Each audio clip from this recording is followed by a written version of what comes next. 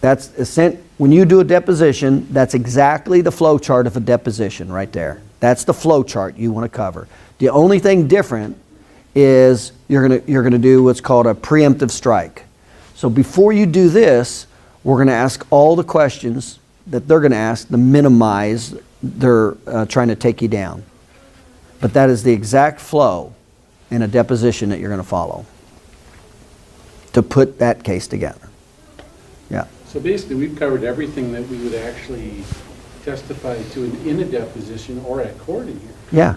That is your court. Yeah. That is your deposition. Basically, you go to court, you're just reiterating the same. Yeah, that's exactly what happens in a deposition. So they probably wouldn't, your chances aren't very good. Well, when you do this, remember I told you a couple things are going to happen. When you do this, you're going to minimize, you're going to increase the awards, you're going to minimize going to court. When they see this, they're going to be more willing. But what will also happen, I'll just tell you from experience, your attorneys, because this is going to start happening to Dave, they're going to start seeing how good Dave is and that he knows his stuff. They're going to start being more willing to push the limits. That's what they did with me. Now, instead of settling in this, they're like, and then I explained, well, you got this. They started being more willing to push the limits to take it to court. That's what happens. So this typically, in a normal situation, stops it going to court, but your attorney now gets energized.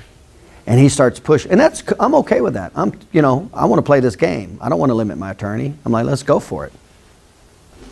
And that's what'll happen. That's what'll happen. You'll notice that, Dave. They'll start seeing Dave's stuff. They'll start getting a little more bravado. They'll win a case like what he did. Then they're going to start demanding more, and then Dave's going to go, yeah, this is a good case. And then they're going to go, okay, here we go. That's what'll happen. And then you're going to, like I said, you'll also be starting to ask for expert witnesses. That's happening a lot now. My clients now that know this, when they have somebody else's records that they got from another provider, they're now going to ask you to be the expert witness to interpret those notes for that case. That's a good thing. That's a good thing. What do you recommend for